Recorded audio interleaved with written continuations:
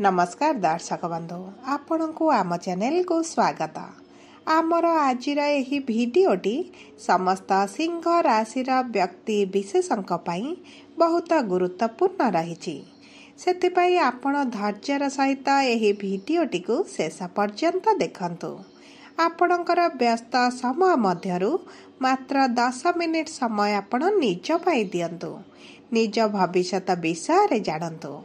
देखंतु एही भिडियो रे आपण सही 6टी भविष्यवाणी विषय रे जानिबे जहा 2025 जुलाई मासरु डिसेंबर मास मध्यरे ग्रह मानकर गोचर अनुसारे आपणक जीवन रे निश्चित घटिबो एवं आपण लेखि रखंतु एहा संपूर्ण सत्य अटे।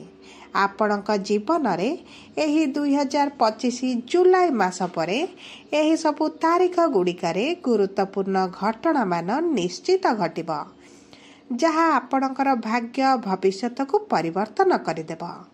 किंतु सर्वप्रथमे जानि रखिबा अत्यंत आवश्यक जे समस्तंकर जन्म कुंडली भिन्न भिन्न होइथाए एवं पूर्व जन्मर कर्म अनुसारे एही जन्मर कुंडली प्रस्तुत होइथाए। सेतिपाई आपणकर कुंडली अनुसारे आपणक जीवन रे जहा घटिबार थिबो ताहा निश्चित घटिबो। किंतु धर्मशास्त्र एवं ज्योतिष शास्त्र सहाय्य रे आपण भविष्यत रे हेबाकु थिबा घटना विषय रे आगरु जानि परिबे एवं प्रतिकार मध्य करी बड़ घटना को छोट करि परिबे। ता सहित देखंतु दर्शक बंधु ग्रह मानकर गोचर जहा समस्त ब्रह्मांडर गोचर करुछंती से माने आम समस्तक जीवन रे बड़ प्रभाव पकाई थांती। किछि ग्रह मानकर गोचर राशि परिवर्तन आमको शुभ शुभ फल देबा पई प्रतिज्ञाबद्ध होइथांती एवं किछि ग्रहंकर गोचर आमको अशुभ फल प्रदान करिथांती। सेतिपाई एही 2025 जुलाई मास परठारु आपण देखिबे आपणक जीवन रे बड़ परिवर्तन आसीबो। किंतु परिवर्तन खराब रहिबो ना भल रहिबो जानिबा पई आपण भिडियोटी को शेष पर्यंत देखंतु। शेष पर्यंत देखिले आपण निश्चित भाबरे जानिबे कोन रहिछि एही 6टी भविष्यवाणी जहा 2025 रे आपणक जीवन रे निश्चित घटिबा को जाउछि। किंतु भिडियोटी आरंभ करिबा पूर्वरु जदि आपणकर भी सिंह राशि होइथाए एवं आपण भी ईश्वर को आंतरिक भक्ति एवं विश्वास करंती तेबे भिडियोटी को लाइक करंतु। कमेंट बॉक्स रे जय जगन्नाथ जय मां लक्ष्मी अवश्य लिखि दियंतु। ता सहित आपणक मन रे जहा भी प्रश्न रहिछि जहा भी द्वंद्व रहिछि आपण कमेंट बॉक्स रे पचारि पारंती। आमे आपणक प्रश्नर उत्तर देबा पई यथा संभव प्रयास करिवो। देखंतु विलंब हेले मध्य आपणक प्रश्नर आमे निश्चित उत्तर देबो।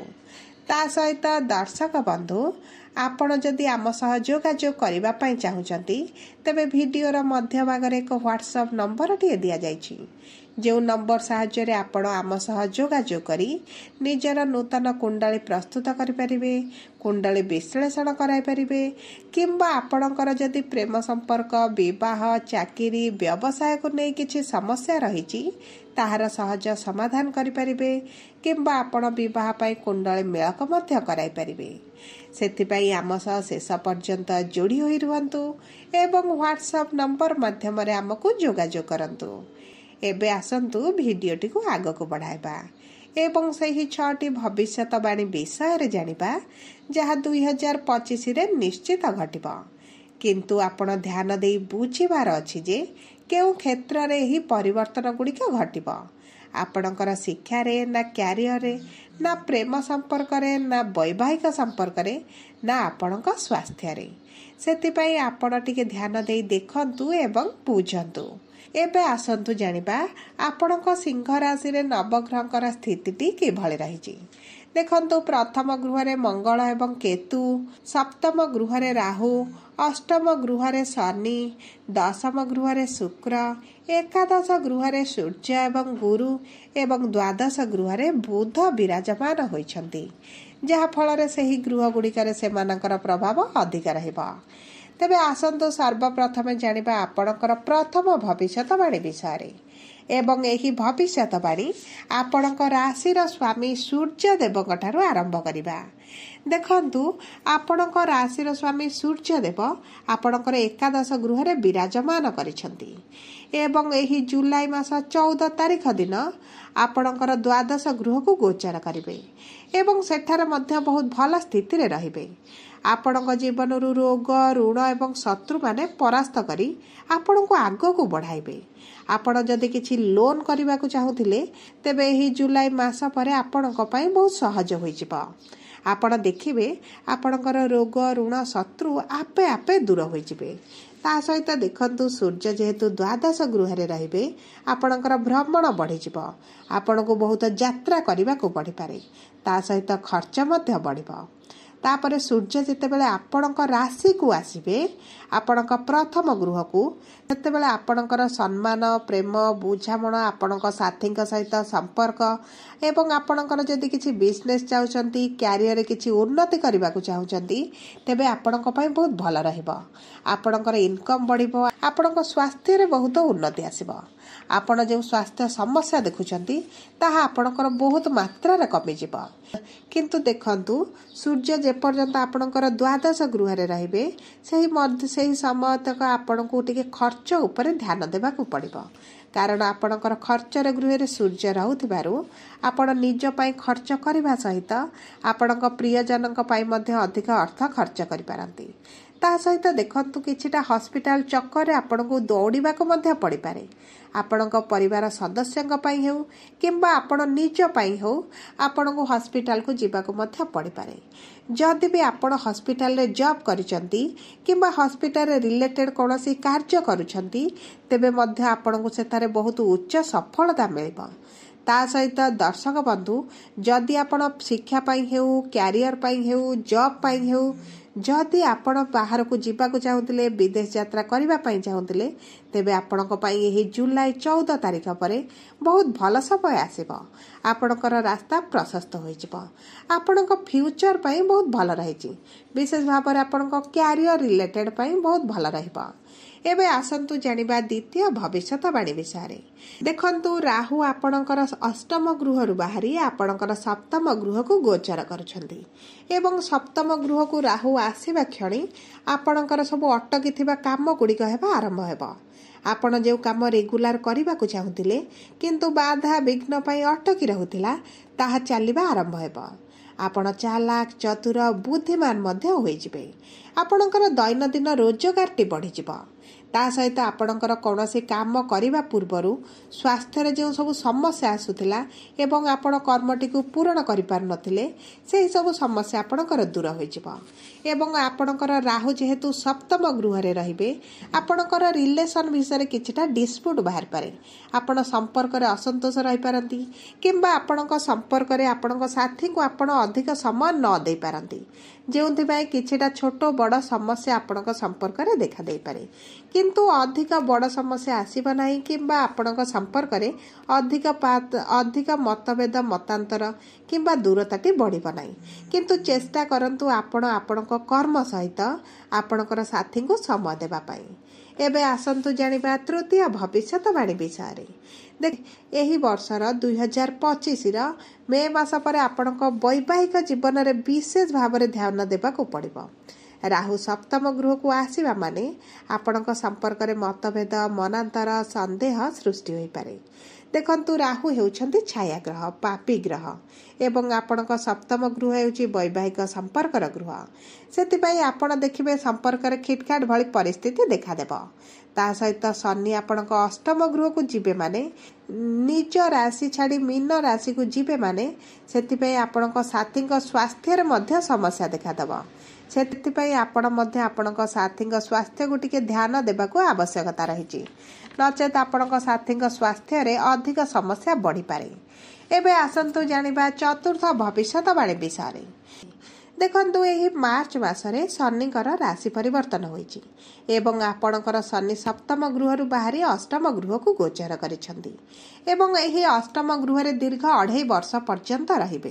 ता सहित आपणकर एही 2.5 वर्ष रे शनिक 2.5टी रहिबो।